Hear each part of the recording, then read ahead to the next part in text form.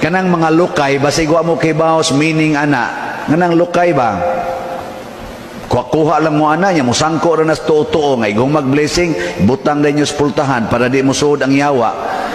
Di mo maigos kilat, nana, no? Di na mao ha?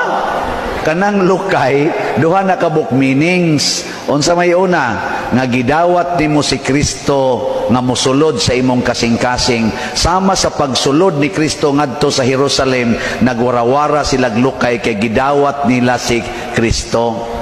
Pero karon gidawat sa kasing-kasing. Ang sunod nga meaning nga magpakamatay ta sama ni Kristo, martyrdom.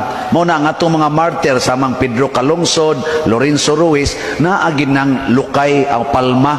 Ibutang na nga silang dughan. Simbolo na sa ilang pagpakamatay ni Kristo. Muna, sige mong warawara, pa-blessing mo ana, pasabot, sige kang ingon, patyan ako, patyan ako, patyan ako.